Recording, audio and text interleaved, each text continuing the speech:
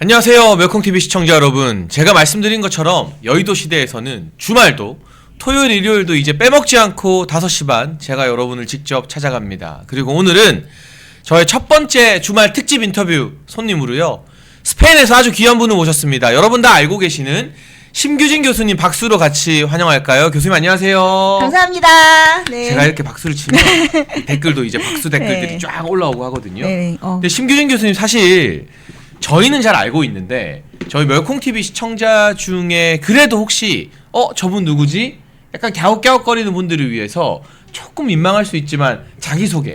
네. 저는 스페인에서 스페인 아이에 있는 마드리드에 있는 아이 대학에서 교편을 맡고 있고요. 네. 제 전공은 이제 디지털 미디어랑 커뮤니케이션으로 해서 제가 이제 좀 정치 평론을 조금 새로운 관점에서 마케팅적인 분석을 하고 있어요. 이제 정치 소비자 그리고 정치 시장 그리고 어떻게 시장에 반응하는 어떤 대중주의적 관점에서 분석할 것인가. 그래서 제가 이제 여의도 문법을 좀 벗어나가지고 요새 전 세계를 휩쓸고 있는 트럼피즘 같은 것도 이제 분석을 하고 있고, 또 2030이나 제가 디지털 의병단이라는 말을 또 제가 제일 처음 썼는데 여러 가지 칼럼을 통해서 이렇게 여의도에 있는 기득권 귀족들 그리고 레거시 미디어가 주도하는 그런 아젠다가 아니라 이제 대중들이 민생에서 느끼는 아젠다 중심으로 바뀌고 있다. 그리고 그게 전 세계적인 트렌드다. 이런 식으로 이제 논평을 좀 하고 있습니다. 그리고 좀 제가 이 자리를 빌려서 약간 제 구독자나 여기 저 지지층 분들한테 조금 말씀드리고 싶은 게, 제가 73년생 한동훈을 통해서 좀 정치 평론을 하게 됐어요. 그 책을 통해서. 그래서 많은 분들이 당신이 한동훈을 띄운 것에 대해서 사과해야 되지 않느냐. 근데 제가 예저녁에 제 페이스북이나 제 채널을 통해서 저 때문에 좀 헛된 기대를 하신 분들한테 어떤 심정적으로 많은 사과를 드린다라고 말씀을 드렸는데, 근데 그 책의 콘텐츠를 보면은 제가 예전에 우리 장채고님한테도 사인책을 맞아요. 선물 드렸는데, 네. 그 책은 굉장히 전략서였고, 또 그 책의 내용은 뭐냐면 한동훈한테 2인자로서의 처신에 대해서 이렇게 주문하는 책이었지, 한동훈을 찬양하고 그런 게 아니었고, 또 상당 부분이 윤석열 대통령 리더십이라던가 윤석열 대통령 정권을 성공시키기 위한 어떤 총선 전략이었거든요. 근데 그 일환으로서 처음에 우리가 한동훈이라는 새로운 포장지를 신선하게 만들어서 극대화해보자라는 측면에서 마케팅적인 포인트로 이제 그런 걸 쓴 거죠. 근데 그런 것 때문에 많이 오해하시고 하셨던 분들한테는, 좀 마음에 상처받으신 분들한테는 이번 기회를 빌려서 좀 저자로서의 책임을 통감하면서 다시 한번 좀 사과의 말씀을 드리고 싶습니다. 그런데 저희 멸콩TV의 식구 네. 중에 서민 교수님도요, 그쵸. 사과하고 회개하고 돌아오셨고요. 그러니까 네. 제가 그 책을 봤는데 사람들이 많이 오해를 하는 게, 그게 한동훈을 띄우는 책이 아니라, 맞아요. 한동훈을 이렇게 하고 이런 포인트로 쓰면 그쵸. 이제 윤석열 정부의 후계자가 될 수 있다는 책이었는데, 결과적으로 정리를 하면 그 책에 있는 내용을 한동훈이 흡수하지 못했어요. 그러니까 그릇이 안 됐던 거죠. 그러니까 제가 한동훈의 그릇을 잘 모르잖아요. 왜냐하면 저는 전략가니까. 그러니까 이게 한동훈이라는 실체를 제가 파악하지 못하고 전략만을 논했기 때문에 이상론에 그치게 된 거죠. 이제 그런 면에 있어서 상처받으신 분들에게는 제가 이제 위로와 사과를 드릴 수밖에 없는 것이고. 근데 이제부터 저희 잘해봐야죠. 멸콩TV 시청자나 국민의힘 네. 당원 여러분도요, 그 책에 나왔던 한동훈이 한창 법무부 장관 할 때는 그렇죠. 예. 그 인간이 이렇게 배신할 줄 누가 알았어. 20년 동안 자기를 끌어준 형님과 형수님을 감옥에 넣고도 지 신나가지고 막 사람들 모아서 막 목도리 메고 기자회견하고 이런 수준의 인간이라는 걸 아무도 몰랐기 때문에, 그리고 그거를 그때 그 책에 제가 쓴 메시지가 그거예요. 제2의 유승민이 되지 말라.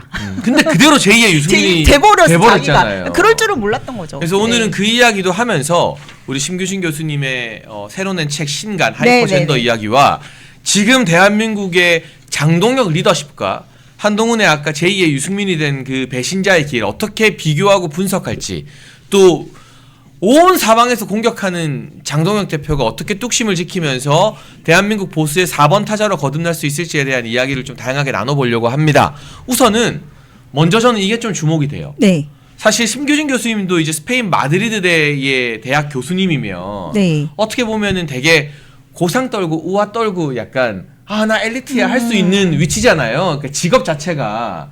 그런데 심규진 교수님 페이스북이나 책이나 또 유튜브에 남기시는 그 영상들을 보면 기존의 그런 올드 미디어들, 우리나라로 치면 조중동, 뭐 종편 나오고 평론하는 사람들 이 시대는 이제 끝났다.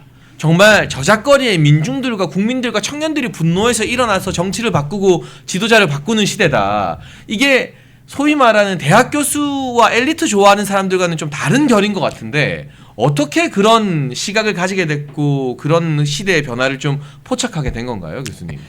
사실은 제가 외국에 있다 보니까 그런 시각을 많이 갖게 된 것 같아요. 네. 그리고 저는 그 트럼프가 부상한 거를 제가 그 미국에서 직접 겪었거든요. 네, 근데 사실은 제가 좀 촉이 빠른 편이에요. 그래서 저는 오바마가 부상했을 때 제가 딱 그 유학 갔을 때 오바마가 부상하면서 그때 느꼈어요. 아, 오바마의 부상과 정체성 정치로 인해서 더 강성 우파들이 더 뜨겠다. 반대급부로. 네. 그리고 그 미국이 디바이디드 스테이트가 되겠다 이제 유나이티드 스테이트가 아니야. 근데 그렇게 되더라고요. 그러니까 주별로 그렇게. 지금 미국의 정치 성향이 예, 완전히 갈라져 있죠. 네. 그러니까 오바마 때부터 그 분열이 되게 심화됐고 왜냐하면 오바마가 들어서면서 미국의 그 미국을 지탱하던 그런 그 보수주의적 가치가 굉장히 이제 무시가 되면서 미국의 국력이 굉장히 약화가 됐어요. 네. 막 미국이 그 오바마가 이제 자신의 적개심으로 그 전 세계에 있던 그런 정보 조직들을 무력화시키고요. 그다음에 이제 군을 막 그 군의 명예라든지 그런 군대 카르텔 조직을 막 해체하고 그런 게 그때부터 일어나기 시작한 거예요. 어떻게 보면 문재인 이재명 하는 짓이랑 똑같이 하는 거죠. 그러니까 뭐냐면 미국을 지탱하는 그 하드 파워와 소프트 파워가 있는데 하나는 이제 군사력이에요. 미국은 항상 전쟁을 일으키기 때문에 가장 군사적인 정보 노하우라든지 전투력에 있어서는 최고 아닙니까? 뭐 그렇죠. 네이비실 같은 네. 최고의 그런 그러니까 한마디로 말하면 주먹이 세기 때문에 총을 가지고 있기 때문에 미국의 소프트 파워도 유지가 되는 거예요. 네. 그러니까 뭐 할리우드니 대학이니 그런 문화 이런 거를 다 제패할 수 있는 게 이 사람들이 총과 칼로 들어가서 항상 명분은 뭐냐면 국내 문제에 개입을 해요. 무슨 독재를 한다거나 그쪽에 그 자기들이 컨트롤할 수 없는 독재라든지 뭐 그런 게 들어서면은 아 우리가 분쟁을 해결하겠어 하면서 군대를 보낸 다음에 그 다음에 이제 민주주의를 수출해요. 아 미국적인 것이 민주주의인 것이고 자유주의야. 이런 식으로 돌아가기 때문에 미국의 대학이 흥하고 연구소가 흥하고 전 세계 인력들이 다 들어오는 건데 그때 오바마 때부터 이상하게 이제 군을 막 악마하고 지금 하고 있는 것처럼요. 정보기관을 다 무력화시키고 이러다 보니까 그때부터 이제 그러면서 이제 그런 대학가에서 시위는 아니고 오바마 지지하는 친구들이 뭐라고 얘기하냐면 우리가 그 군대 보내고 할 돈으로 국방비 보낼 돈으로 뭐 어려운 사람들한테 돈 나눠주자. 예, 뭐 그런 식의 얘기들을 많이 하더라고요. 그리고 걔네들의 특징은 자기들과 성향이 다른. 그러니까 트럼프를 지지하거나 공화당 보수를 지지하는 사람들 되게 아래로 깔아보잖아요. 그렇죠. 레드넥이라 그래가지고 좌파들의 그 선민의식, 엘리트 의식이 있잖아요. 그렇죠. 네. 근데 되게 또 역설적인 건 뭐냐면은 제가 이제 석사를 했던 데가 전통적인 러스트벨트 미시간 지역이었는데 제 동기 중에 한 명이 그러는 거예요. 자기가 그 사돈의 팔촌의 대학 그 지역에서 아무도 대학을 가지 않았던 깡촌 출신이라는 거예요, 자기가. 네, 네. 근데 왜 그러냐면 역설적으로 그 광산이나 이런 데가 다 망한 거예요. 그 디트로이트 자동차 산업이 망하면서 그러니까 망하니까 이제 할 게 없으니까 옛날에는 이제 거기서 그 중고등학교만 나와가지고 트럭 운전사만 해도 연봉이 억대 연봉을 받고 그러니까 모든 게 다 이제 그래서 대학을 아무도 안 갔다는 거예요. 대학을 왜 가냐 알았는데 이제 잡이 없으니까 대학원까지 온 거야 이 친구가 최초로. 그러다 보니까 많이 러스트벨트가 이제 대학가가 거기도 많이 우경화가 된 거예요. 이 사람들이 이제 그거를 배고파 보고 해보니까 각성을 해가지고 그런 거를 이제 제가 보면서 이 저도 설마 힐러리가 되겠지 트럼프가 되겠어. 근데 그 트럼프가 이제 대통령까지 되는 걸 보면서 아 이 좌파들의 그 좌파 전체주의 그 PC 닥트린이 되게 심하구나 이런 거를 이제 깨닫게 되면서 그게 전 세계적인 동기화 현상이 되고 있다라는 걸 느꼈기 때문에 그리고 이제 레거시 미디어가 미국에서도 완전히 뭐 나이다운 하면서 트럼프가 그냥 뭐 X 가지고 그다음에 뉴미디어 가지고 뭐 폭스뉴스 하나 가지고 모든 레거시 미디어를 다 맞짱을 뜨고 CNN의 전성기가 옛날에 걸프전 뭐 이런 거였는데 이제 그 사람들이 미국의 그 냉전 시대 패권이 이제 허무니까 그쪽이 거의 파산 직전에 이르는 거예요. 그렇죠. 네. 그래갖고 이제 레거시 미디어가 이렇게 죽어가는 걸 보면서 아 이게 똑같다 우리나라 지금 레거시 미디어가 지금 MBC는 거의 뭐 유튜브보다 더한 편향 미디어가 됐고. 그렇죠. 지금 MBC가 잘 나가는 거는 자체적으로 유튜브화 됐기 때문이에요. 근데 자꾸 레거시 이 보수 미디어만 시대를 따라가지 못하고 올드하게 머물러 있죠. 올드하게 레거시적인 걸 가지고 있으니까 좌우에서 다 도태되는 거예요. 그러니까 어떻게 보면 MBC가 진짜 언론 자격도 없지만 걔네는 그냥 우리 뭐 정치적 중립, 언론으로서의 공정성 개나 줘버리다 필요 없어. 우리 개딸들이 봐주면 돼.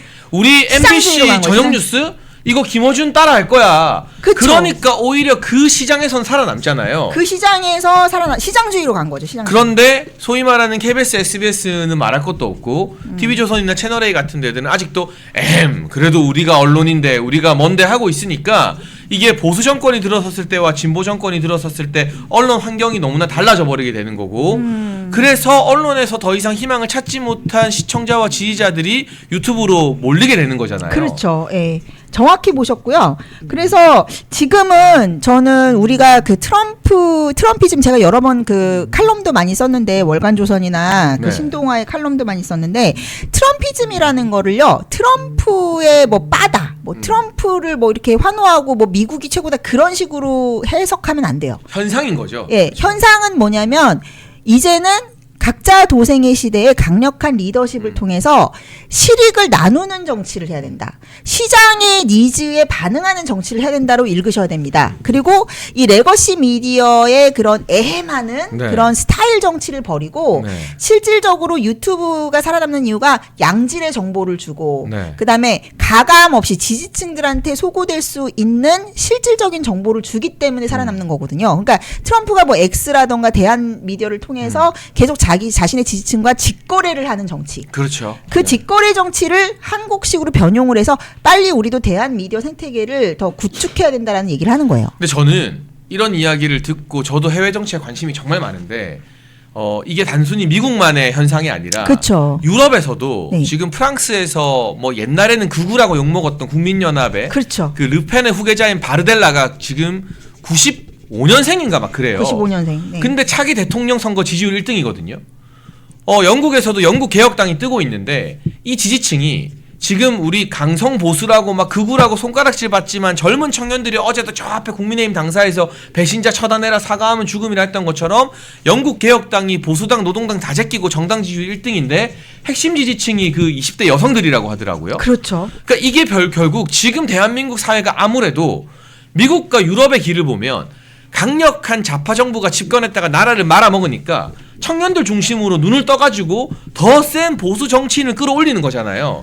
우리가 지금 그 길을 가고 있다고 봐도 되는 거죠, 교수님. 그렇죠. 지금 딱 그 거리에 나오는 2030이 지금 뭐 이재명 정권의 그런 무도함에 대해서 항거하고 있고 지금 20대 정치에 대해서 제가 이제 또 칼럼에도 썼던 바는 뭐냐면 20대들은 기회의 평등을 중시하는 거지 그 결과의 평등을 중시하는 게 아니에요. 20대들은 자기가 땀 흘리는 만큼 굉장히 실력주의에 지금 실력주의를 추구하는 세대입니다. 맞아요. 네. 그래서 그 실력주의와 기업가 정신 지금 20대 청년들이요 저는 정말 똑똑하다고 느끼는 게 요새는 자기들이 다 길을 찾아가지고 창업을 해요. 그리고 20대 친구들은 이렇게 뭐 지식인이라고 제가 교수긴 하지만은 뭐 교수니 뭐 의사니 뭐 아니면 판사니 이렇게 꼰대짓 하면서 내가 전문가니까 당신 우리 말 들어 하는 거에 대해서 그 사람들을 믿지 않아요. 그러니까, 자기들이 경험하면서 다 겪어보고 창업가적인 마인드를 가진 게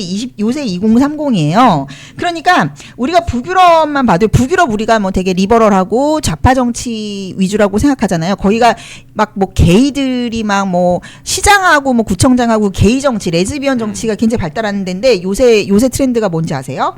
요새 2030 친구들이 뭐 스웨덴 민주당 같은 그러니까 레거시 미디어가 구구라고 부르는 반남미 이슈, 그다음에 공정 이슈로 해가지고 지금 굉장한 선풍을 일으키고 있어요. 다 뭐 지금 그 제도권 정치와 결합해가지고 뭐 연정을 해가지고 일당으로 올라선 데도 있고 그래서 제가 그런 트렌드도 뭐 제 신간에도 담았고 여러 번 이제 칼럼에서 썼는데 우리 장혜찬 최고님 말씀하신 것처럼 지금 뭐 트럼프의 그 절대적인 지지자도 이대남, 뭐 소위 말하는 이대남, 2030 남성층이 많지만은 유럽도 마찬가지다. 이건 전 세계 트렌드고 그게 우리나라에서도 바로 나타나고 있는 게 지금 여쭤보십시오. 2030 남성들뿐만 아니라 2030 전체적으로도 국민의힘 지지율이 거의 과반에 달하잖아요. 그리고 네. 복수의 여론조사에서 이재명을 제일 싫어하는 세대가 20대예요. 20대요. 네. 깜짝 놀란 게 저도 깜짝 우리가 놀랐어요. 전통적으로 보수하고 반 이재명 하면 60대 70대 어르신들을 먼저 떠오르는데 그 60대 70대가 이재명을 부정평가하는 것보다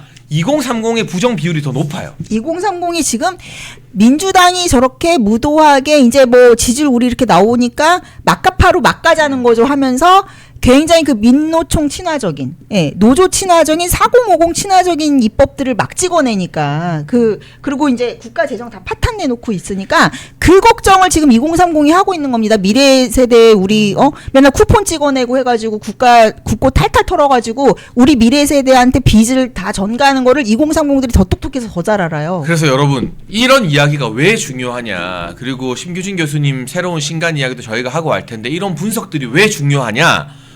우리가 지금 이재명과 맞서 싸우고 막 극우라는 손가락질 받지만 장동혁 대표 중심으로 똘똘 뭉쳐서 선명하게 메시지를 내자고 하는 게 우리가 세계적 트렌드에 뒤떨어져 있는 게 아니라 이 길이 미국도 갔던 길이고 유럽의 그 콧대 놓고 잘난 국가들도 다 이 길로 가서 이런 메시지 내는 사람들이 대통령 지지율 1위, 정당 지지율 1위 한다는 거고요. 제가 충격받은 건 원래 남유럽이요. 조금 게으르고 맞아. 놀고 좌파, 복지 이런 거 천국이잖아요. 그런데 그 남유럽의 대표 주자가 여러분 포르투갈 되게 따뜻하고 놀기 좋은 나라예요. 거기에 체가라는 정당이 있습니다, 여러분. 체가라는 우파 정당이 돌풍을 일으키면서 지금 제2정당으로 올라왔거든요. 그러니까 북유럽, 서유럽 할 거 없이 동유럽 폴란드도 카를 나브루츠키 대통령이 대놓고 유럽의 트럼프를 자칭한 사람이에요. 그죠, 나브루츠키. 예. 새로운 데 사람. 그리고 남유럽까지도. 그러니까 유럽이라는 어떻게 보면 대한민국이 바라봤던 민주주의 선진국이 다 지금 장동혁의 길, 선명하고 강경한 보수 우파 정통의 길로 가가지고 다 정치가 바뀌고 있는 거예요. 그러니까 남들이 뭐라 해도 지금 이 족벌 언론들이 너네 극우다 해도 야 너네가 한참 시대에 뒤처져 있어. 이게 맞는 길이야. 라고 우리가 좀 자신감을 가질 수 있는 근거가 되잖아요. 이런 걸 알면. 네. 그러니까 트럼피즘을 두 가지로 해석하면 이제 국내 정치가 있고 국제 정치가 있는데요. 이제 국제 정치적으로 보면은 분리주의예요. 분리주의. 그래서 자국의 이익이 우선이라는 건데 지금 장채곤이 말씀하신 것처럼 온 유럽에서 약간 트럼프의 지점처럼 국제적 우파 네트워크가 생기고 있어요. 그리고 나브로츠키는 완전히 트럼프의 후광을 얻어가지고 이 사람이 원래 그 역사학자, 이 사람도 우파 역사학자 네. 출신이고 교수 출신인데 이제 우리로 치면 뭐 역사 연구원장 뭐 이런 출신인데 됐고 대선에서 됐고 트럼프가 완전히 지지해주고 있고 그 다음에 이탈리아 대표적으로 멜로니, 예. 네. 멜로니 같은 경우도 뭐 파시즘이 아니냐 그렇게 난리를 쳤는데 굉장히 실용주의적 우파로 자리를 잡고 있고요. 그리고 이제 유럽의 분리주의를 보면은 유럽도 이제 유럽판 조중동, 유럽판 레거시 정치가 뭐였냐면 글로벌리스트. 그래서 EU주의자들이 완전히 그 시민단체들이 그냥 박원순 시민단체 키워가지고 서울시 장악하고 자치단체에서 장악했듯이 어마어마했죠. EU 그때. 자체가 네. 그런 관변적 시민단체들 있잖아요. PC적 시민단체로 다 장악이 된 거야. 페미하고 그다음에 환경단체로. 그래서 반 EU가 그 우파 동력이 되고 있어요. 전 국가에서.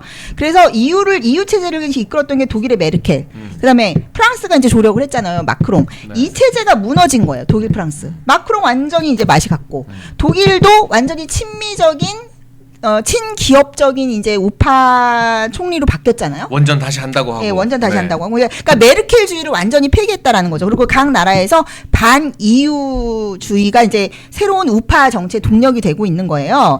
그런 것을 봤을 때는 이제 우리나라도 빨리 지금 저는 장동혁 대표 체제도 빨리 그 트럼프가 주도하는 국제적인 보수 네트워크에 같이 이제 라인업이 돼가지고 그 전 세계적인 트렌드를 따라가야지 안 그러다가는 지금 친중하고 있는 이재명 정권의 제2의 무슨 홍콩이 될 판이다 우리나라가. 근데 그렇게 지금 생각합니다. 이 대한민국의 정치인 중에서요. 국내 정치인 중에서 뭐 어느 정당 다 포함해서 이런 트렌드, 그러니까 이걸 알고 이 길을 가기로 결정했는지 아니면은 그냥 자기 뚝심인데 이게 국제적 트렌드랑 맞았는지 모르겠지만 이렇게 트럼피즘 또 유럽에서 몰아치는 전통 보수의 바람 이 길에 부합하는 정치인이 현재로서는 장동혁 한 명밖에 안 보여요. 오로지 그렇죠. 그렇죠. 그리고 김민수 최고 같은 분이 조력을 해주고 있고 그래서 저는 뭐 이게 되게 운이다.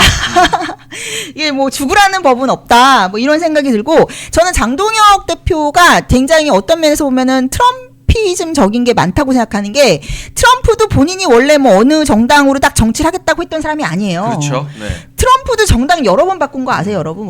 원래 뭐 민주당에서도 나오려고 했다가 또 독자적인 노선으로 또 당 만들려고 했다가 뭐냐면 트럼프 자체가 정통적인 공화당 사람이 아니고 정통적인 올드 공화당이 아니고 뉴 공화당인 거예요. 그래서 제가 지금 뉴 국힘이라는 말을 쓰는데 장동혁 대표와 그 김민수 최고 새로운 우리가 지도부를 뽑았던 것도 우리는 올드 국힘 싫어. 뉴국힘이어야지 우리는 지지할 거야라는 시대 정신이 담겨 있다라는 겁니다. 그래서 사실 장동혁 대표의 당선 과정부터 당원들이 원하는 것, 당원들의 목소리를 이렇게 직접적으로 반영해준 정치인이 거의 처음이었고, 그렇죠. 그리고 이 올드 미디어가 하라는 말에 순치되는 순한 양들이 아니라 뉴미디어 중심으로 새로운 어떤 여론 형성의 장에 내가 기대어서 간다. 근데 그 뉴미디어라는 것도 여러분 별다른 게 아니라 우리가 시청자들이랑 직접 소통하잖아요. 직거래. 이 시청자들의 니즈나 이런 것들을 직접 반영하는 게 뉴미디어의 특징이거든요. 올드미디어는요, 제가 늘 말하지만 평생 골프 접대나 봤던 온실 속 화초 늙다리 영감탱이들이 지들끼리 편집실이나 논설위원장실에 모여서 오늘은 누구를 띄울까, 오늘 어떻게 할까. 맞아요. 그게 우리 국민들이랑 뭔 상관이냐고요. 맞아요. 그거 한 대여섯 명이 다 정하는 거예요. 근데 우리는요, 제가 그때 장동혁 김문수 전당대회 때 저도 누구보다 먼저 장동혁으로 가자고 멸콩TV가 밀었지만 그래도 약간 공정성 있게 김문수의 김자 약간 좋게 말해주면요, 여기서 막 6,000명, 7,000명이 뒤집어져. 그치. 난리가 나. 그러면 그 집단 지성의 이 힘대로 가는 거예요. 그러니까 이게 단순히 뭐 유튜브냐 방송국이냐 뭐 신문사냐가 중요한 게 아니라 다수의 국민과 당원들이 원하는 목소리를 실시간으로 반영하는 정치가 되는 거거든요.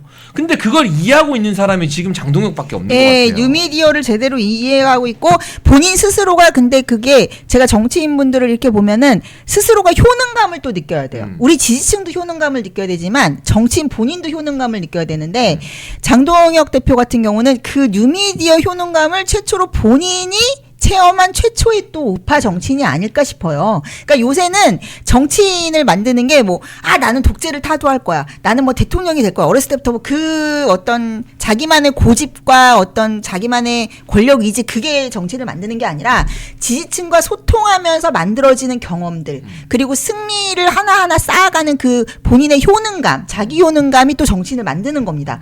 그런 면에서 굉장히 이 장동혁이라는 정치인은 어떻게 이렇게 다 픽스돼 있는 게 아니고 되게 그 트럼프처럼 플루이드하다. 굉장히 가변성이 많다. 이제 성장하고 있는 거죠. 성장 캐릭터다. 그러니까 확장도 할 수 있다라는 거죠.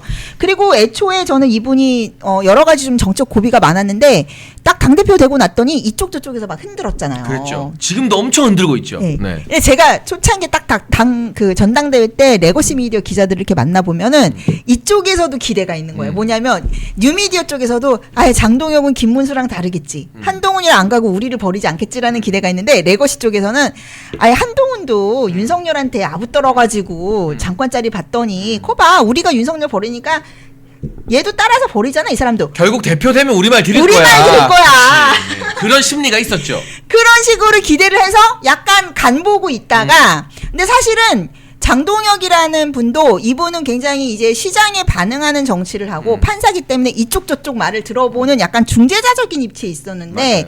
본인이 이렇게 보니까 깨달은 거예요. 정치 효능감. 뉴미디어 정치 효능감을 깨달았고 또 두 번째로는 더 중요하게는 그 친한계로 대표되는 그 아주 야비하게 당대표를 흔들고 인정하지 않는 그들이 장악한 레거시 미디어의 실체를 본인이 또 억울하게 서러움을 당하면서 엄청 당하고 있습니다. 당하면서 이제 맞으면서 깨달은 거죠. 이게 당 대표가 됐는데 이게 무슨 비대위원장도 아니고 전국 국민들과 당원들이 선출한 건데 당 대표를 대놓고 까고 조롱하는 패널들을 보수 종편에서 이렇게 많이 출연시키는 거는 대놓고 지도부를 인정하지 않겠다는 거예요. 역사상 전례가 없던 일이에요. 그거는 뭐냐면 심 교수님이 딱 지적해 주셨는데 여러분 언론사 데스크들의 자존심과 콧대는 상상을 초월합니다.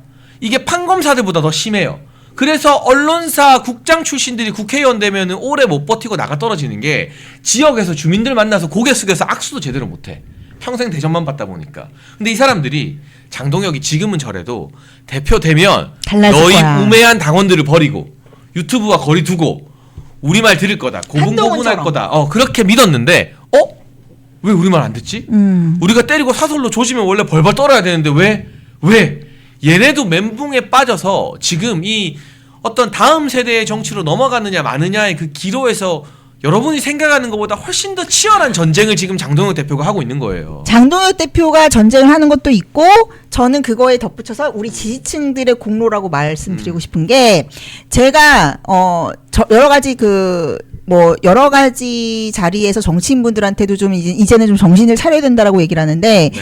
지금은 지지층들이 본인들의 아젠다도 있고 이제 우리 장최고님 같은 스피커도 있어요. 네. 그리고 이 미디어도 있어요. 그렇기 때문에 예전 같이 조중동이 막 깃발 들고 우르르 한다고 해서 북치고 한다고 해서 이제는 저런가 보다 대세가 저런가 보다 하고 따라가지 않아요. 이제는. 옛날에는 정치인들이 정치하기 쉬웠단 말이에요. 지금 되게 조용히 얌전하게 조신하게 참하게 계시는 분들은 그냥 조중동이 만들어주는 의제만 막 따라갔으면 됐어. 옛날에는. 그러면 그러니까 이제 누군지도 모르는데 삼선하고 삼선하고 있었어. 뭐, 네. 얌전하게 조신하게 있으면 돼요. 그러니까요. 네. 근데 지금은 집도키가 없어요. 지금은 소비자야. 내 구미 안 맞으면 나는 그냥 안 사고 말어. 이제 안 사요의 시대인 거예요. 그게 어떻게 보면은 김문수 전 후보가 대선 후보가 됐는데 그 당원들이 만들어준 거잖아요. 그쵸. 후보 교체 막으면서. 근데 전당대회에서 우리 당원들의 입맛에 맞지 않으니까 그냥 바로 바꿔버리는 거예요. 장동혁으로 교체돼가는 됐는데, 그러니까 저는 장동혁 대표가 개인적으로 그분이 훌륭한 점도 많으시지만 운도 되게 좋았다고 생각해요. 왜냐면 한동훈 전부터 보세요. 김기현부터 수많은 실패 사례가 있었잖아요. 사실은 네. 윤석열 대통령 이후에 이준석 쫓겨났죠. 그다음에 김기현 중도에 낙마했고. 중도 낙마됐지. 그다음에 한동훈 저렇게 됐지. 그다음에 한동훈 다음에 김문수까지 저렇게 됐잖아요. 그 전에 또 황교안이 있었잖아요. 그러니까 수많은 실패 사례들이 있으니까 이거는 장동혁 대표가 뭐 정치 천재가 아니더라도 답은 나와 있는 거예요. 그러니까 장동혁 대표가 한동훈의 길로 가면은 또 한동훈 꼴이 나는 거고. 근데 이미 한동훈 품겠다는 말 한마디 잘못했다가 지지층한테 후보가, 네. 상품 교체 당한 거라는 거예요. 그러니까 예전같이 그래 장동혁 대표가 친윤 지지층의 지지를 받아서 지지율 1위 찍으니까 그걸로 광 팔아가지고 조중동의 대접을 받으면서 조중동한테 끌려간다? 그 순간 지지율 무너집니다. 그리고 그거를 지지층들이 계속 압력을 뭔가 본인들의 어떤 의사표시를 강력하게 했기 때문에 장동혁 대표도 그거에 대해서 각성이 있었던 거죠. 기존 정치인과 다르게. 저도 이 정치 효능감이 참 중요한데 장동혁 대표도 그걸 느꼈지만 이번에 당원과 지지자들이 장동혁을 만들면서 그걸 엄청 느낀 것 같거든요. 엄청 만들었죠. 그러니까 제가 맨날 당원가입 독려하는데 한 달에 1,000원으로 이렇게 재밌는 게 어딨냐. 그렇죠. 한 달에 1,000원 내가지고 우리가 장동혁도 뽑고 김민수도 뽑았는데 뽑아놓으니까 얼마나 뿌듯하고 좋냐. 그러니까 그전에는 당원들도요. 좀 풀이 주고 있었어요. 그냥 대세 따라 언론이 미는 사람 따라 조선일보가 저 사람 찍어라 하면 찍다가 우리말 하나도 안 들어주고 완전 잡아놓은 물고기 신세잖아요. 근데 이번에 우리가 한번 뜨겁게 일어나서 찍어봤는데 우리말을 계속 들어줘. 우리를 안 버려. 우리를 소중하게 생각하고 대접해줘. 이것처럼 재밌는 일이 어딨냐는 거예요. 그러니까 상호 효능감을 느낀 거예요. 지지층이 깨어난 거죠. 눈을 뜨고. 지지층이 깨어나니까 또 정치인도 그것에 이제 반응을 하면서 저는 장 대표나 우리 김민수 최고 같은 분들도 효능감을 되게 많이 느꼈을 것이다. 그런 생각이 들고 뭐 이제 더 이제 외곽으로 가면은 뭐 당에 있으신 분은 아니지만 우리 이진수 위원장님 같은 분도 스타로 완전히 만들어냈잖아요. 그러니까요. 예, 그게 뉴미디어의 힘이고 지지층의 힘이고 이제 지지층들이 굉장히 스스로의 아젠다를 독립적으로 만드는 세력이 됐다는 게 기존의 조중동 레거시 문법이 아니고 그것을 제가 그래서 트럼피즘이라는 거를 이 시장주의적 우파로 우리가 이제 변용해서 적절하게 전략화해야 된다라고 보는 겁니다. 뭐 아직 좀 이른 이야기일 수 있겠습니다만 장동혁 대표가 이대로 역경을 뚫어내고 보수 우파를 건져내는 영웅이 된다면 그 전당대회가 아마 장동혁 현상을 분석하는 그 첫 번째 출발점이 되지 않을까. 맞아요. 한국의 정치 교체에 있어서 네. 굉장히 중요한 전당대회였다. 정말 마일스톤이지. 네. 네. 저희가요 지금 박정희 대통령이 전직 관련해서 30초만 알리는 말씀드리고 이제 본격적으로 심규진 교수님이 왜 장동혁을 보수의 4번 타자라고 생각하는지, 그리고 심규진 교수님이 73년생 한동훈이라는 책을 쓰다가 한동훈한테 학을 떼고 하이퍼젠더라는 새로운 책으로 돌아오게 된 그 내밀한 이유가 무엇인지. 원래 지피지기 백전백승이잖아요. 그렇죠. 예. 장동혁 대표도 한동훈한테 한동안 그 밑에서 사무총장을 해봤기 때문에 한동훈과 친한계가 안 되는 이유를 누구보다 잘 알고 있는 거거든요. 그럼요. 네. 이 제야에서는 심규진 교수님처럼 한동훈을 잘하는 사람이 또 없을 겁니다. 그 이야기 해볼 테니까요. 여러분 30초 동안 구독과 좋아요 누르고 알리는 말씀 잠깐 보고 돌아오겠습니다. 여러분 1961년 1인당 국민소득 80달러, 지구상에서 가장 가난했던 대한민국을 경제대국으로 만든 구국의 지도자 박정희 대통령님, 국민이 잘 살고 잘 먹는 나라를 만들겠다는 일념으로 박정희 대통령께서 직접 집필한 전집 6권을 저희 멸콩TV가 새롭게 편집을 했습니다. 환신바이오 창립 8주년 기념으로요. 환신골드 한 세트 구매하는 고객께 이 6권이 있는 전집 한 세트를 특별 증정합니다. 아래 번호로 전화 주시고 건강도 챙기시고 박정희 대통령님 전집도 좋은 기회에 받으시면 좋겠습니다. 네, 저희가 돌아왔습니다. 그리고 돌아오자마자 이 질문을 먼저 던져야겠습니다. 최근에 심규진 교수님이 보수의 4번 타자가 장동혁이다라고 말씀하셨는데 그게 정확하게 어떤 뜻이고 어떤 맥락과 전망에서 나온 이야기인가요? 장동혁 대표가 이번에 계엄 사과를 하지 않았잖아요. 네. 근데 사실 그 계엄 사과 가지고 무슨 예속 논쟁처럼 굉장히 장동혁 대표를 전방위로 압박을 했어요. 원내 뭐 중진부터 뭐 레거시 미디어부터 원로부터 뭐 말을 할 수가 없이 흔들었는데. 아, 이거 진짜 예속 논쟁이랑 비슷한데요. 진짜 똑같아요. 무슨 전직 왕이 네. 죽으면은 뭐 3년 동안 울 건가 몇 년 울 건가 하는 그 쓸모없는 논쟁이잖아요. 그게. 국민들은 아무 관심 네. 없는데 윤석열을 절연하셔야 됩니다. 그거 가지고 마마 통촉하여 주시옵소서. 그러다가 조선이 망한 거 아닙니까? 그러니까 관료들이 똑같네, 쓸데없는 정말. 기싸움하다가 네, 네. 자기들 기싸움. 네. 그래서 이런 쓸데없는 걸로 지금 막 모은 레거시를 점령하는데 그것에 대해서 장동혁 대표가 그거는 지금 얘기할 게 아닙니다 하면서 계속 버티다가 오히려 그게 더 과거로 우리를 빨려 들어가게 하는 그쵸. 거다. 그러다가 네. 딱 그 추경호 원내대표 구속 기각된 날 그랬잖아요. 비상계엄은 국회 구의 폭거. 폭거에 대한 방어다. 그러니까 뭐냐면 제가 그래서 올 아이존 장동혁이었는데 한 방을 딱 날린 건데 본인이 페이스북에 장동혁 대표가 굉장히 또 그 페이스북에 쓰는 글이 힘이 되게 묵직해요. 직접 쓰는 것 같더라고요. 직접 쓰고요. 장동혁 대표는 제가 알기로는 새벽 5시 일어나서 모든 그 자기 이렇게 코멘트하는 거 있잖아요. 최고위원 가서 한다거나 행사에 가서 하는 말씀하는 거라든가 모두 다 손으로 써가지고 자기가 연설문을 직접 쓴대요. 그거는 정말 대단한 거거든요. 그렇게 하는 사람이 잘 없죠. 연설문 대신 써주는 거에서부터 정치인이 망가지기 시작하는 거예요. 근데 이분이 연설문을 직접 쓰고 묵직한 한 방이 있잖아요. 그리고 이분이 이제 답답하다. 그 전에도 제가 약간 좀 장동혁 대표 보면은 개인적으로 좀 측은하다는 생각이 들 정도가 뭐냐면 소위 말하는 우리 장 최고님이 예전에 시어머니 좀 그만하세요 뭐 이런 식으로도 얘기하셨는데 지지자들한테. 강성 지지층들이 얼마나 또 협박을 많이 했습니까? 그러니까 뭐 이거 왜 빨리 안 하냐 저거 왜 빨리 안 하냐. 왜 네. 한동훈계를 안 치냐? 왜 한동훈계가 저렇게 난리치는데 가만히 있냐? 뭐 당신 지금 사과하려는 수순 밟는 거냐? 엄청난 압박을 줬는데도 그때 하나도 흔들려 있지 않고 이렇게 지금은 때가 아니다. 그 자기 시간표가 딱딱 있는 것 자기 같아요. 타이밍을 네. 가져가면서 얼마나 속으로는 스트레스 받겠어요. 근데 그거를 꼼짝 안 하고 지금은 그 얘기를 할 타이밍이 아닙니다. 하고서는 그냥 꼭 4번 타자 같이 묵직한 한 방 딱. 그래서 올 아이존 장동혁을 한 다음에 주목을 시킨 다음에 딱 하는 게 저는 제가 이제 또 그 역사적으로 보면은 엘리자베스 1세. 네. 엘리자베스 1세가 사생아 출신의 여성 왕이었고 25살 때 왕에 올랐고 엘리자베스 1세가 카톨릭이 그러니까 구교 신교의 극심한 종교 갈등 속에서 구교가 주류였을 때 신교도의 왕이었어요. 네. 그래가지고 내일 구테타가 나도 전혀 이상하지 않은 취약한 여왕이었는데 아시죠? 엘리자베스 1세가 50년간 재위에 올랐고 그때가 영국의 최전성기였죠. 최전성기를 달렸는데 사실 그때가 엘리자베스 1세가 딱 즉위했을 때가 영국의 제일 위기였어요.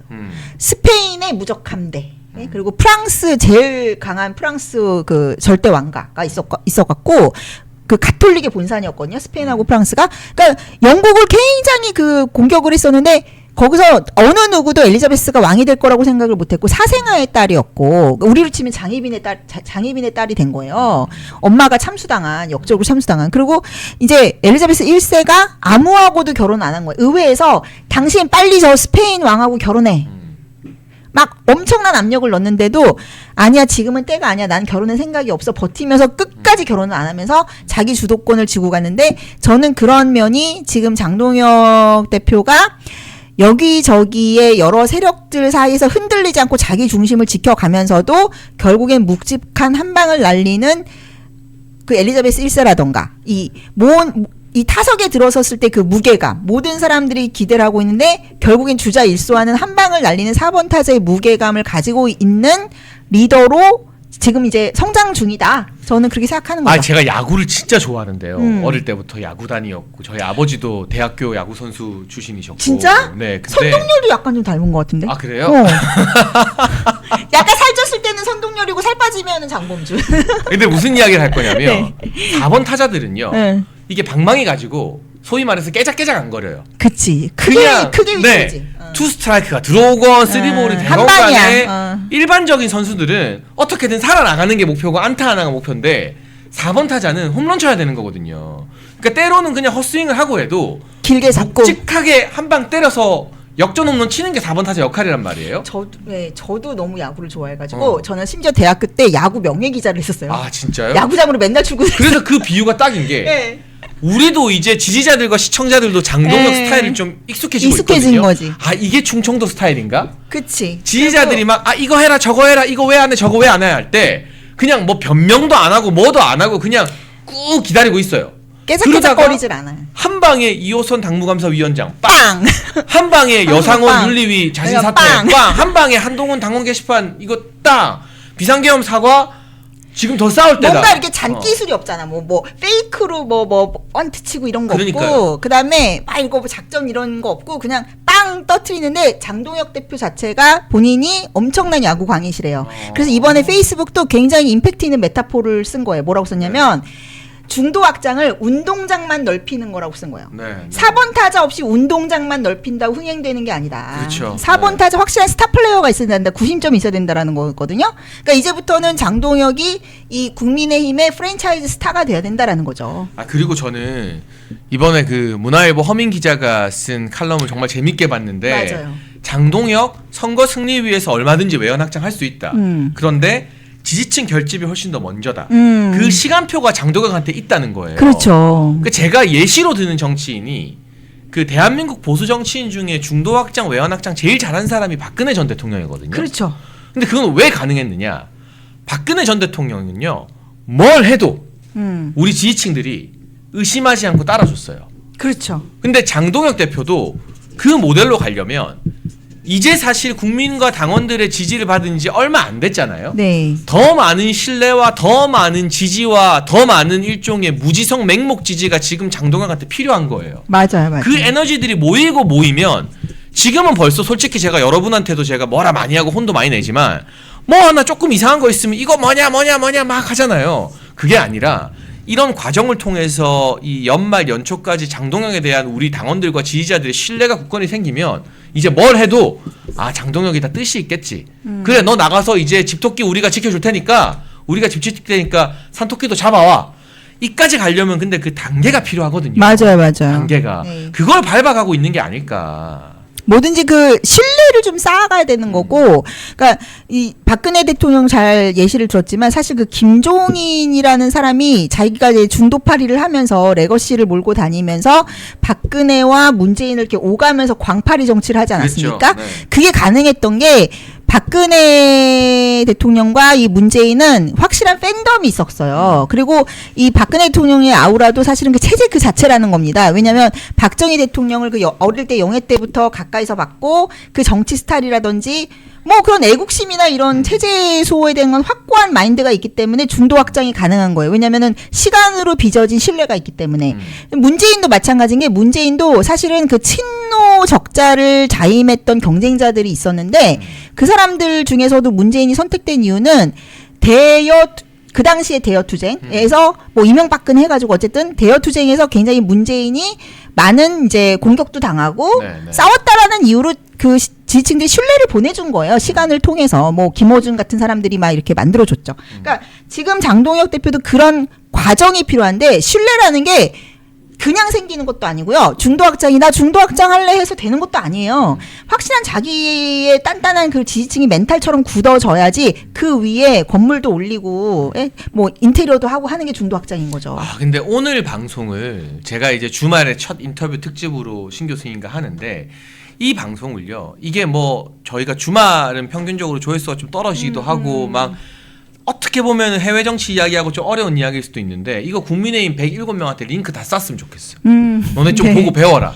진짜. 공부해라. 너네. 원래 그 장채고님이 또 당의 또 인맥이 워낙 좋으시니까 그러니까 지금 많이, 여러분 예. 우리 지지자들도 각성을 시켜주세요. 이런 이야기를 하고 공부를 하고 근거를 가지면서 장동혁이라는 인물을 미는 게 우리가 실의 정신이구나라는 그럼요. 걸 알아가는 그런 예. 것들이 필요하거든요. 그렇죠. 우리가 좀 이제 약간 담론을 가지고 싸워야지. 그러니까 이념 그 얘기를 하시더라고요. 제가 얼마 전에 이제 역사학자 굉장히 유명한 분이고 여러분들 다 아시는 분인데 그분이 그러시는 거예요. 역사학계 다 좌파들만 있잖아요. 왜 그렇죠. 그러냐면 좌파들은 어쨌든 내가 마음에 드는 자기 사람들 끌어주고 카르텔을 만들 때 이념적인 그런 대의 명분을 만든다는 거예요. 토대를 만드는 거죠. 자기. 근데 우파들은 우리는 그래도 뭐 약자의 편이네 뭐가 됐든 개똥 철학이 됐든 뭐가 됐든 근데 우파는 딱 그냥 내 아들이니까 꽂아 세습주의 네포티즘 그걸로 끝난다는 거예요. 무슨 우파니까 왜 우리가 함께해야 되라는 그런 대의 명분도 없고 하다못해 뭐 예속 논쟁적인 것도 못 한다는 거예요. 그러니까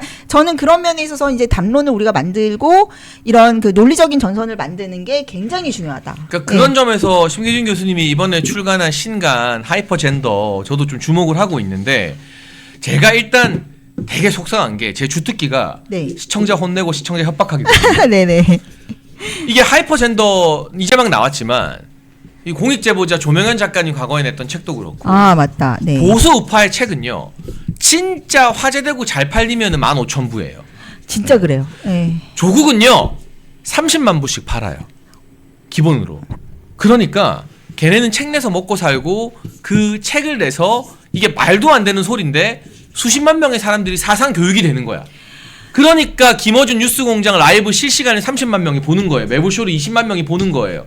우리는 잘 팔린 책이 15,000이니까 이게 기가 막히게 숫자가 똑같아요. 유튜브 라이브 제일 잘 나가는 채널 실시간 시청자가 15,000명밖에 안 되는 거예요. 그것도 그렇고 좌파들이 그러니까 절대적인 우리가 쪽수가 그렇게 10배 차이가 나는 게 아니고요. 좌파들은 책을 막 10권, 20권 사서 그거를 굿즈처럼 사요. 나눠주고 막. 예, 나눠주고. 그러니까 그 아이돌 팬덤 문화 같이 아이돌 팬덤들이 뭐 CD 그거 그냥 막 사잖아요. 사서 버리는 한이 있더라도 영혼 보내기처럼 하는 거예요. 근데 우파들은 그렇게 안 해요. 우파들은 이제 자기만 읽고. 예, 그렇기 때문에 약간 저는 솔직히 말하면 우리가 이제 뉴국힘, 신우파, 대중주의 우파라고 했을 때 우리가 이제 좌파들한테도 배울 건 배우자. 그게 전 또 장최고님하고 통하는 부분인데 네. 전략 전술적인 거를 우리가 배워야 돼요. 그래서 제가 맨날 개딸 욕만 하지 말고 배워야 돼. 우리도 네. 행동하는 300명 만들자고 늘 배워서 얘기했거든요. 더 정반합을 이루어야 되는 거예요. 그래서 제가 제 얘기하는 게 뭐냐면 그 정반합을 이루어야 된다는 게 예를 들어서 처칠이요 히틀러를 이기기 위해서 대테러 나치 그 어둠의 조직을 만들었을 때 정말 악랄한 1차 세계대전 때 뭐 우리로 치면 약간 신창훈처럼 신출기물한 그런 전투력을 가지고 있거나 그런 악마적인 파괴력을 가지고 있는 사람들 다 끌어모아가지고 특수부대로 썼다는 예, 거죠. 특수부대로 썼는데 그 사람들이 영국군에 잡히면 체포당하는 사람들이에요. 근데 그 기밀 문서가 디클래시파이 된 게 2016년에 디클래시파이 돼가지고 처칠 붐이 확 일었어요. 그리고 그게 2024년에 가이리치에 의해서 영화가 돼요. 뭐 미니스트리 오브 언젠틀맨틀리 해가지고 언젠틀맨인 거예요. 그게 우리로 치면은 십선비를 버리라는 거죠. 젠틀맨이면 그러니까 영국은 젠틀맨을 이기기 위해서라면 저들이 수단 방법 안 가리는 것처럼 우리도 전략적으로 그런 더 고민을 해야 악랄해져야 된다. 그래서 뭐 처칠이 직접 이제 저기 그 미친놈으로 소문난 소위 말하는 또라이로 소문난 막 그런 살인마적인 사람들 다 불러 모아가지고 어떻게 하면 나치를 절멸할 것인가. 그리고 유보트 때문에 계속 미국에서 오는 자기 상성이 당하는 거예요. 네. 유보트 때문에. 그러니까 유보트를 파괴하기 위한 폭탄을 만들려고 그러니까 이게 요약하면 별걸 다 하는 거야. 정치에도 일맥상통하는 게 여러분 정말 악랄한 거악을 이기려면 더 악랄해져야 돼. 우리가 저는 기독교 신자지만 그 불교에 그런 말씀 있잖아요. 내가 아니면 누가 지옥에 가리오. 이게 불교에서 딱그 뭐 말이다. 나쁜 사람들 심판하고 하는 옛날에 뭐 소림사 같은데 나한 이런 분들이 그런 마음으로 징벌하고 징계하고 했다는데 맞아요. 예. 이게 제가 제일 싫어하는 말이 미셸 오바마가 한 When they go low, we go high예요. 제 말이에요. 쟤네들은 천박해도 우리는 고상 떨자는 말이거든요. 네, 맞아. 그러면 다 박살나요. 그거 진짜 싫어요. 네, 제가 제일 싫어하는 말인데. 아니, 그러니까 그게 문제인 거야 지금 국힘에. 올드 국힘이 미국 민주당 따라하고 있어요. 그러니까 나경원 의원이 말한 것처럼 지금 국민의힘은 사교 집단이 됐다. 다들 초선들이 우아 떨고 점잔 떨고 앉아 있다는 게 우리가 이런 말하는 일맥상통인데 여기서 여러분 지지자들도 당원들도요. 책 내용이 좋고 안 좋고 저 하이퍼젠더 아직 안 읽어봤어요. 그리고 이게 한 권 팔린다고 우리가 광고를 받는 것도 아니고 저랑 아무 상관없어요. 근데 제가 이 이야기를 왜 하냐면 우리도 좀 독하게 보수 우파에서 우리들 마음 대변해주는 사람이 책을 내면 10만 부, 20만 부 베스트셀러 되게끔 좀 밀어주면 좋겠어요. 저는 그런 전략적 마인드가 우리 지지자들에게 필요하다고 보고 내용적으로 넘어가면 이게 73년생 한동훈에서 하이퍼젠더로 어떤 변화가 있는 겁니까, 교수님? 이게 이제 중간다리가 있어요, 제가. 또 네. K드라마 윤석열이라고. 예, 이제 탄핵 때 제가 이게 하이퍼젠더까지 오기는 사실은 윤석열 대통령이 계엄과 탄핵을 하면서 우리나라 정치 지형이 한번 뒤집어졌다고 저는 바뀌었죠. 생각해요. 네. 뭐냐면 2030의 정치적 각성, 그리고 조직화라고 저는 생각해요. 음. 그리고 제가 이제 디지털 의병단이라는 얘기를 제가 제일 처음으로 썼는데 네. 기존에 있던 기존에 있던 뉴미디어 지형도 상당히 뒤집어진 거예요. 그러니까 사실은 기존에 있던 뉴미디어가 박근혜 탄핵을 계기로 해가지고 명망 있으셨던 그 올드미디어에서 활동하셨던 분들이 약간 망명하듯이 네. 뉴미디어로 온 게 좀 있었거든요. 음. 그랬는데 이번에 이제 윤석열 대통령 계엄 탄핵을 위시해서는 새로운 제가 이제 마이크로 인플루언서라고 하는데 굉장히 그 기존의 정치의 영역에 없었던 뭐 자기 생업을 하고 있던 사람이라든가 아니면 뭐 주식 재테크 뭐 부동산 뭐 등등등 기독교 뭐 종교라든지 뭐 여러 잡다한 잡다한 분야에서 활동하시던 일반적인 경제자유 유튜버들이 참전을 막 하셨어요. 계엄 때. 그뿐만 아니라 이제 거리 가두 시위로 2030이 쏟아져 나오면서 이제는 2030 중에서도 이런 서브컬처라고 하죠. 이런 하위 문화를 이끄는 예술 집단의 친구들이 많이 공연 문화를 이끌면서 그게 새로운 또 뭐 밈이라든지 뭐 인터넷 콘텐츠 같은 거를 파생시키고 있는 새로운 생태계가 형성되고 있어요. 그래서 이게 이제 많은 분들이 이제 그런 얘기를 저한테 하세요. 야, 지금 4050이 뭐 레거시 미디어 데스크급 다 차지하고 있고 레거시 다 차지하고 있고 뭐 교육 언론 출판 다 차지하고 있는데 뭐 거리에서 그렇게 깨작깨작 때리고 뭐 이렇게 뭐 마이크로 인플루언서 나가지고 그게 지분이 얼마나 되겠어. 근데 결국에는 4050한테 밀린다. 그러니까 네. 예, 시장에서 밀린다라고 하는데 저는 그렇게 전혀 그렇게 보지 않는 게 사실 저는 이 바람이 일단은요 디지털 하이웨이가 딱 깔리면은 그 5%가 50%가 되는 게 한순간이에요. 이게 밈이라는 게 뭐냐면 복제성이 있기 때문에 밈인 거예요. 그래서 요새는 레거시 미디어에 뭐 뉴스 나와가지고 정치인 대담하고 애헴거리는 거 아무도 안 보는데 그 밈으로 막 하는 거 있잖아요. 요새 막 젊은 친구들 재기발랄한 그거는 그냥 순식간에 막 퍼져버리는 거예요. 그리고 그런 게 이제 지금 디지털 하이웨이는 뭐 온갖 커뮤라든지 요새는 스레드라는 것도 있고 뭐 인스타도 있고 뭐 X 그다음에 뭐 유튜브가 다 있기 때문에 쇼츠 뭐 틱톡 이런 게 있기 때문에 진짜 새로운 정치 상품을 이렇게 런치하는데 띄우는데 일주일이래요. 아니 생각해보세요. 장동혁의 누가 당대표 될 거라고 생각을 했어요. 그렇죠. 시작할 때 4%였나요? 막 그랬는데. 네. 2주 만에 바뀌었어요. 그 골드크로스 난 게. 네. 거기다가 갤럽으로 총공을 했거든요. 마지막 그게 고비였는데. 안 된다 하면서. 갤럽으로 20%가 이제 차이 나니까 이제 장동혁도 막 그 압박을 받고 당신도 뭐 한동훈 품는다는 식으로 기조 바꾸세웠는데 안 냈잖아요. 근데도 이겼잖아요. 이거는 엄청난 거란 말이에요. 그래서 이제는 디지털 하이웨이가 이제 꽂혀졌기 때문에 트렌드가 바뀌는 건 여러분 일주일 만에 바뀌어요. 그리고 문제는 새로운 2030이 만드는 그런 그 밈 컬처가 더 경쟁력이 있다라는 거예요. 주류 문화보다. 그게 막 뉴스에서 만들어내는 그거보다 얘네가 온라인 커뮤니티나 유튜브 쇼츠, 인스타 릴스로 퍼뜨리는 게 훨씬 그래서 결국에는 그거를 이제 디스트리뷰션 오브 이노베이션이라는 티어리가 있는데 결국에는 레일 레가즈라고 해가지고 주류에 항상 편승하는 사람들도 결국에는 트렌드를 따라가요. 그러니까 뭐냐면 스마트폰 나왔을 때 처음에는 비싸고 이래서 되게 뭐 IT 뭐 기익 같은 사람들만 썼다가 결국엔 나중엔 다 따라 쓰는 것처럼. 네. 그러니까 처음에는 스마트폰 저거 비싸고 누가 뭐 인터넷 뭐 쓰겠어? 범용폰을 쓰겠지라고 했는데 한순간에 넘어가잖아요. 그렇게 그럼 이 된다는 거야. 하이퍼젠더라는 책은 지금의 2030들이 정치를 어떻게 받아들이고 그렇죠. 있고 우리가 그걸 어떻게 이해해야 하는가에 대한 내용이라고 보면 되겠네요. 그렇죠. 이제 초젠더라는 건 뭐냐면 초젠더라는 거는 우리가 이제 남녀로 구분하는 게 의미가 없어진 시대에 그러면 남녀 구분하지 말고 그러면 남자라는 이유로 과도한 의무를 부과하지 마라는 게 저의 책의 주장인 거고 뭐 예를 들면 그런 거예요. 옛날에는 정말 가부장적인 시대에 대한 어떤 저항으로 페미니즘이 나온 거 아닙니까? 그렇죠. 네. 근데 가부장적인 게 지금 통용되나요? 지금 요새 젊은 80년대생이시잖아요. 남자들은 다 역차별 받는다. 역차별 받는다고 생각하잖아. 네. 그래서 지금은 역차별 해소를 위한 초젠더가 필요하다는 거예요. 남녀 구분해서 남자한테 차별하지 마. 근데 이런 아젠더를요. 네. 놀랍게도 네. 젊은 여성들도 다 동의하고 받아들여요. 맞아요. 극소수의 그 강성 페미니스트들, 뭐 동동 여대에다가 레카치라는 그런 이상한 애들만 언론에서 부각해서 그렇지. 실제로 전 나이가 젊으니까 동생들 밥 사주면 제가 국민의힘의 다른 정치인들보다는 평범한 20대를 만날 기회가 되게 많을 거잖아요. 그렇죠. 아니, 네. 나이가 젊으니까. 네. 근데 이런 어떤 남성들의 역차별에 대해서 아 그러면 안 되지라고 하는 정신 똑바로 박힌 여성들이 생각보다 되게 많고 걔네가 주류고 그리고 무엇보다 2030들 특히 20대 남자 여자들이요 정치 잘 모르면 여러 명 섞인 자리에 가면 제가 누군지도 일단 잘 몰라요. 장동혁도 모르고 뭐 다 몰라요.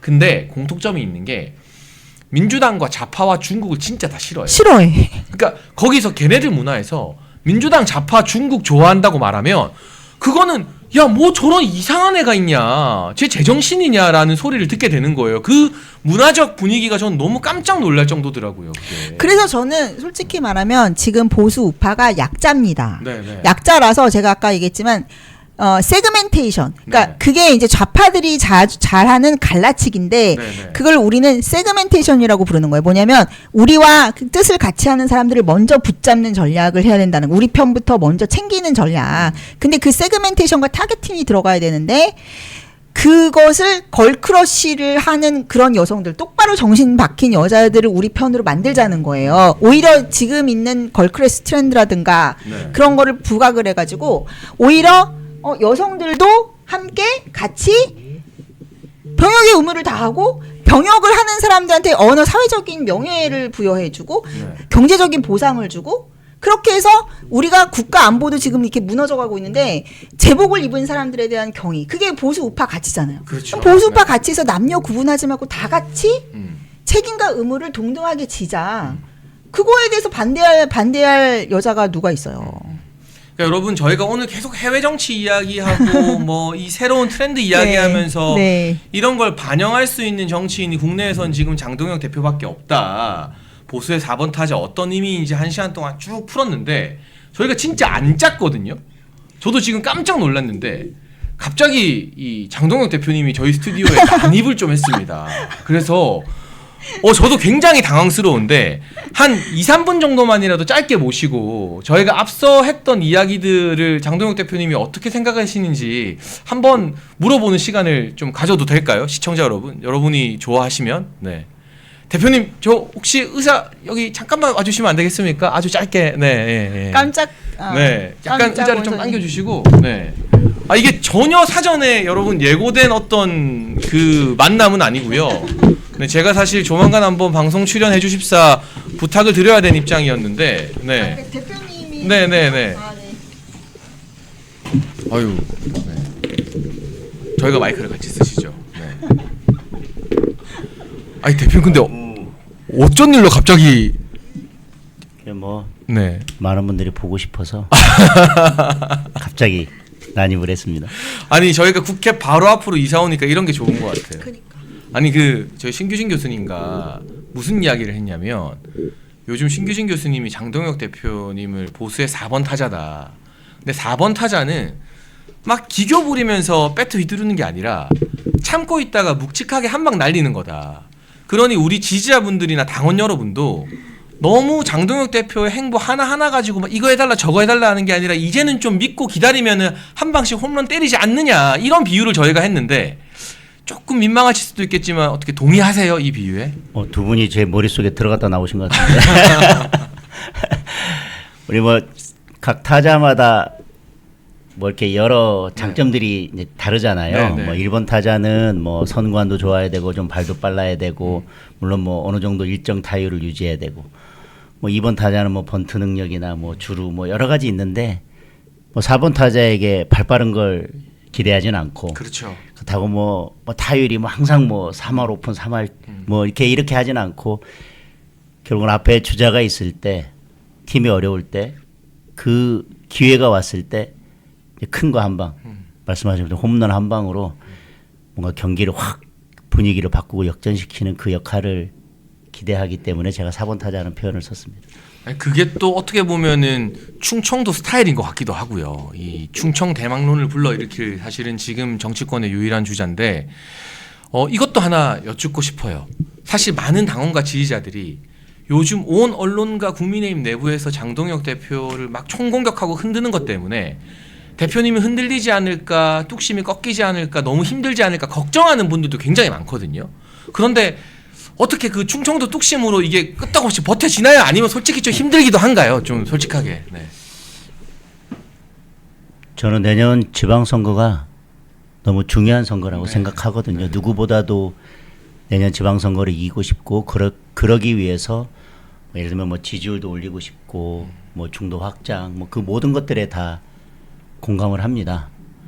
뭐 내년 지방선거는 뭐 지금 민주당이 하는 걸 보면 내년 지방선거까지 저희들이 패해서 지방 권력까지 내준다면 이거 뭐 장동혁 정치인 한 명이 어떻게 되고 안 되고 아니면 장동혁 지도부 국민의힘의 문제가 아니라 이거 대한민국 전체의 대한민국 자유민주주의 전체의 문제이기 때문에 누구보다도 이겨야 되겠다는 생각을 가지고 있습니다. 근데 뭐 저를 뭐 흔든다는 표현을 하셨는데 뭐 이렇게 저렇게 비판하거나 뭐 하는 것들은 저는 그건 뭐 두렵지 않습니다. 예를 들면 우리가 한일전 월드컵 축구를 보는데 뭐 우리가 한 골 먹으면 뭐 엄청 불안하잖아요. 뭐 네. 우리가 만회할 때까지 엄청 불안하고 야 이거 어떻게 될까. 그런데 만약에 우리가 3대2로 역전을 해서 역전승을 했는데 그 다음날 재방송을 보면 뭐 한 골 먹어도 아무런 걱정도 안 되고 뭐 두 골을 먹어도 괜찮고 뭐 그리고 예를 들면 뭐 거의 90분 끝나갈 때쯤 우리가 이제 역전골을 넣어서 이제 3대2로 역전을 했다고 하면 뭐 2대2가 될 때까지도 마음 편안하게 볼 수 있습니다. 오히려 두 골 먹으면 야 이제 우리가 3대2로 역전할 건데 야 이제 드디어 드라마를 쓰는구나라고 편안하게 볼 수 있을 텐데 제가 요즘 가장 이제 두려운 게 아니라 가장 고민하고 힘든 것은 옆에서 계속 다른 말씀들을 주시고 다른 의견들을 주시는데 그 와중에서 저는 어떤 선택을 하나 할 수밖에 없고 그것을 밀고 나갈 수밖에 없는데 과연 이게 옳은 길일까. 지금은 1대0, 2대0이지만 저는 이걸 3대0으로 역전시키기 위해서 정말 어려운 선택을 한 건데 뭐 선수 교체도 하고 뭐 전술도 바꿔보고 뭐 4-3-3에서 뭐 5-2-3으로 바꿔보고 한 건데 야, 이 전술이 안 맞으면 이 선수 교체가 타이밍이 안 맞으면 어떡할까. 이게 결국은 지방선거를 목표로 쭉 가는 길인데 내가 지금 하는 선택 하나하나가 나중에 결과적으로 잘못된 선택이면 어떡하나. 이것은 대한민국의 운명이 걸린 선택인데 그 답을 알지 못하기 때문에 마치 축구 경기 결과를 알지 못하고 이렇게 축구 경기를 보는 것처럼 한 골 먹었을 때 되게 힘들고 두 골 먹으면 더 힘들고 근데 우리가 이제 반격의 기회가 와서 이제 한 골을 만회해도 아직 2대1이고 또 두 골을 넣어도 2대2고 근데 우리가 승자승 원칙에 따라서 이렇게 끝나면 우리는 그냥 탈락하는데 이런 느낌으로 계속 하루하루를 살기 때문에 제가 선택하는 것들이 정말 이게 대한민국을 위해서 옳은 길일까? 그 답을 알지 못하기 때문에 누구도 그걸 확신할 수 없기 때문에 매 순간 선택하는 순간이 힘들고 누가 뭐 다른 분들이 다른 말씀하시고 하는 것들 무시하는 게 아니라 듣고 또 다른 분에게도 물어보고 저 나름대로 고민해보고 저 나름대로의 계획이 있고 저 나름대로의 이제 계기판을 가지고 저는 시간표가 있는 거죠. 네. 예를 들면 마라톤을 하는데 그 시간 재보면 이 정도면 나는 분명히 이제 1등 할 수 있는 기록이 되는 거고 걱정하지 않아도 되는데 나보다 기록이 안 좋던 사람들이 앞으로 휙휙 지나갈 때 야 이거 내가 이대로 계속 뛰어도 되는 건가? 이번에는 무슨 뭐 특별한 기록을 가진 사람이 나오는 건가? 라는 생각들을 계속 하면서 이제 내 페이스를 어떻게 유지해야 될지 고민하게 되지 않습니까? 내 계기판대로라면 괜찮은데 아직도 여유가 있고 내가 이 페이스대로 가면 어려운 싸움이지만 잘 될 수 있는데 근데 그게 정말 틀리면 이번엔 정말 전혀 다른 기록을 가진 사람이 나와서 내 계획과 달라지면 어떡하나 그런 불안감. 예, 저는 공군에 있었으니까 전투기 사고가 보통 어떤 경우 나오냐면 이게 공중으로 가면 전투기가 이게 올라가는지 내려가는지에 대한 감각이 완전히 사라집니다. 하늘에서는요. 그래서 네. 계기판을 보면 이게 지금 밑으로 가고 있다고 계속 계기판이 알려주는데 네. 자기는 계속 이게 위로 올라가고 있다고 생각하기 때문에 그냥 계속 가는 거죠. 네. 계기판하고 달리. 왜냐하면 내 감각을 믿고. 네. 근데 주변에서 계속 이제 저한테 다른 감각들을 주입하면 저도 계속 이제 불안하죠. 불안한 게 뭐 다른 이야기를 하고 뭐 아니면 뭐 저를 그런 것보다는 제가 가는 길이 과연 맞는 것일까에 대한 불안감이죠. 그러나 그래도 주변에서 여러분들이 말씀을 해주시고 저는 저만의 타임 스케줄과 저만의 계획을 가지고 지금 가는 데 있어서 지금까지는 제가 생각했던 거에서 크게 이탈하지 않고 가고 있다고 생각합니다. 어떤 분들은 이미 마음이 내년 지방선거 투표 전날에 가 있어요. 그래서 이미 이게 돼 있어야 되고 이거 했어야 되고 지금은 이거 했어야 되는데 아직도 이걸 안 했고 이런 분들은 되게 마음이 불안하시죠. 그리고 예를 들면 지금 벌어지고 있는 모든 일들을 사실은 이건 지나갈 일이고 다른 이슈에 묻혀버릴 것이고 선거 전에는 다른 이슈들이 계속 나올 것이고 그렇겠죠. 우리는 기본을 충실히 하고 가는 게 필요한데 지금 이 사건을 놓고 내일이 투표날이라면 이런 가정을 하고 저 말씀을 하시니까 계속 불안하죠. 이걸 해줬어야 되는데 왜 이 사람은 이걸 안 하고 있을까에 대한 생각도 있을 것이고 저하고 좀 타임라인도 다르고 그리고 제가 뭐 많은 분들이 정치인은 균형 감각을 가져야 된다고 하는데 대표 됐을 때부터 내년 지방선거 때까지 계속 5대5, 5대5 중도 지지층 5도 이렇게 갈 수는 없는 거지 않습니까? 그렇죠. 어떤 때는 뭐 10대 0, 네. 9대 1, 네. 8대 2 그러다 어느 순간 5대 5 네. 이게 이제 근데 4대 6 뭐 이렇게 그때그때 달라질 수밖에 없고 전체적으로 보면 이 사람이 그래도 중도에서부터 우리 지지층까지 쭉 균형 있게 네.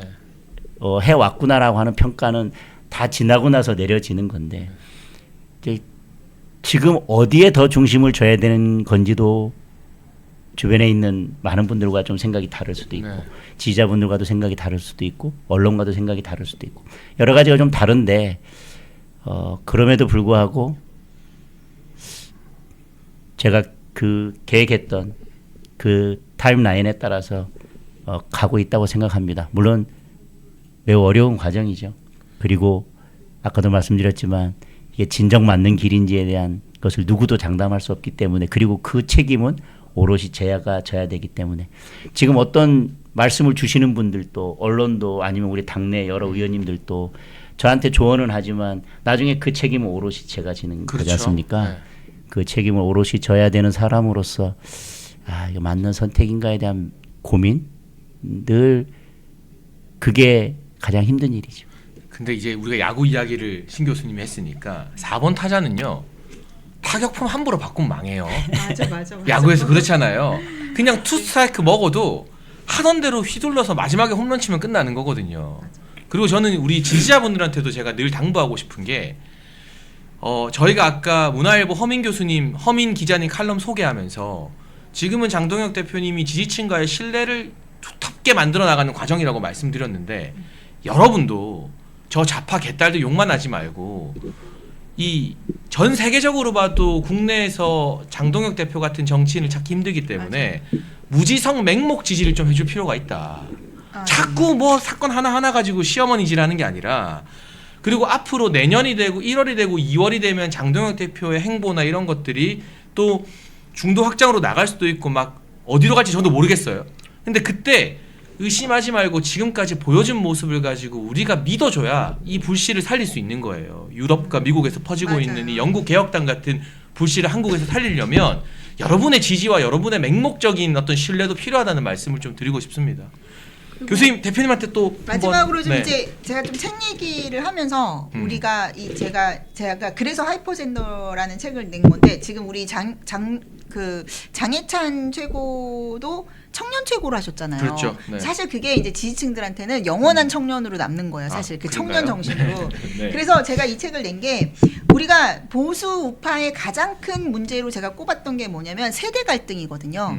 너무 청년의 아젠다하고 기성 정치권 제도권의 아젠다가 따로 노니까 이 책을 통해서 한번 우리가 세대 간 소통을 해보자. 그래서 이제 지금 좀 옛날 분들은 다 누이들이 좀 약간 뭐 남동생 위해서 희생하고 이런 세대이기 때문에 지금 청년들이 좀 이렇게 이대남들이나 이런 쪽에서 뭐 역차별 받는다고 그 이해를 못 하시는 거예요. 그래서 제가 이 책을 쓴 거고 지금 유럽에서나 이런 데서는 이런 식으로 여성 징병제가 남자 여자 다 같이 뭐 군대를 가자 그런 의미라기보다는 군대를 어떻게 실력주의로 바꾸고 능력주의로 바꾸고 우리가 새로운 사회 계약을 쓸 것인가 이제 남녀차별 이런 거 하지 말고 남녀차별이라고 해서 어떤 차별이거나 어떤 역차별을 넘어서 우리가 새로운 시민사회 계약을 써보자 이런 건데 이제 감사하게도 제가 윤석열 대통령한테도 추천서를 받게 됐는데 개인적으로 윤석열 대통령께서 예전에 뭐 제가 일적으로 뭐 제가 여연에 있을 때부터 이제 전략적인 거를 많이 이제 했었는데 전략 자문을 했었는데 어떤 이제 사적인 자리에서 그렇게 얘기를 하셨어요. 신간 나오면은 내가 신교서 추천서 써주시겠다고. 그래서 제가 저 윤통 변호인단하고 친분이 있어서 이번에 신간이 나오는데 말씀을 좀 이게 책이랑 같이 전해주셨으면 좋겠습니다. 근데 고맙게도 윤석열 대통령께서 본인이 이렇게 고초를 겪으시는 와중에도 이번에 메시지 내셨고 네. 나를 밟고 가라 하면서 항상 그 청년들한테 힘을 실어주지 않습니까? 그리고 이번에 이제 전한기 선생님한테도 뭐 메시지 주셨고 저한테도 이제 추천서를 주신 건데 저는 그게 제 책을 위해서가 아니라 우리가 이렇게 청년 담론을 우파가 이해하고 소통함으로써 더 강한 진영이 됐으면 좋겠다고 하는 힘을 실어주신 거라고 생각하고요. 또 감사하게도 우리 장동혁 대표님께서 책을 다 읽어봐 주시고 또 직접 써주셨어요. 네, 추천사를. 근데 제 추천사가 너무 마음에 들어가지고 한번 좀 읽어볼게요.